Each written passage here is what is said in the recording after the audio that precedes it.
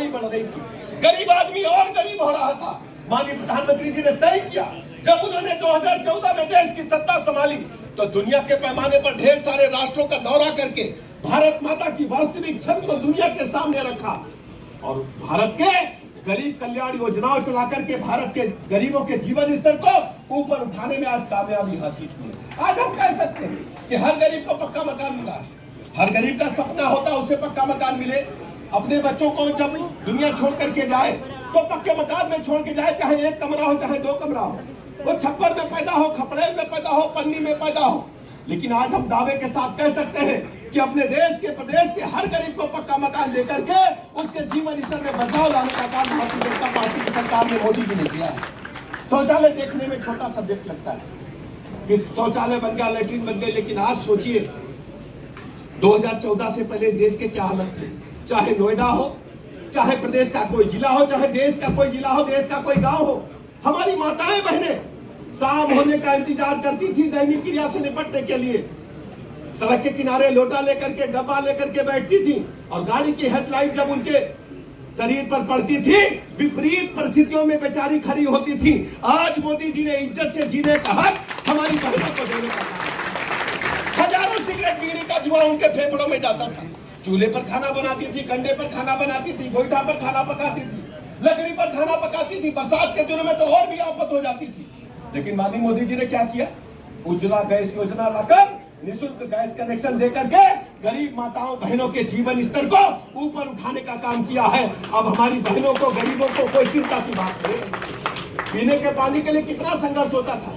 बुंदेलखंड में हमने उत्तर प्रदेश राज्य में देखा, जब समाजवादी पार्टी की सरकार थी 2017 में, बुंदेलखंड में ट्रेन से पानी आएगा, विंध्याचल में ट्रेन से पानी आएगा, हमने अपने आंखों से अखबार में पढ़ा है। हमारे उत्तर प्रदेश के भाई लोग, नोएडा के प्रबुद्धजन बैठे हैं, आप अच्छी तरह जानते हैं। लेकिन माननीय मोदी जी ने देश के पैमाने पर जल जीवन मिशन प्रारंभ किया। कौन सोचता था कि शहरों को छोड़ करके गांव में भी नल से जल आएगा, शुद्ध पेयजल मिलेगा। आज हम कह सकते हैं कि माननीय मोदी जी ने जल जीवन मिशन ला करके पूरे देश के गरीबों को, नौजवानों को, माताओं बहनों को, सबके घरों में नल से जल पहुंचाने का कार्य, एक पुनीत कार्य किया। कोई बीमार पड़ जाए, सबसे पहले गरीब के यहाँ कोई अगर हार्ट अटैक हो जाए, किसी की किडनी चली जाए, लीवर चला जाए, कोई असाध्य रोग लग जाए, गरीब की बेटी के, माँ के गहने बिकते थे, फिर उसका घर बिकता था, फिर खेती बिकती थी।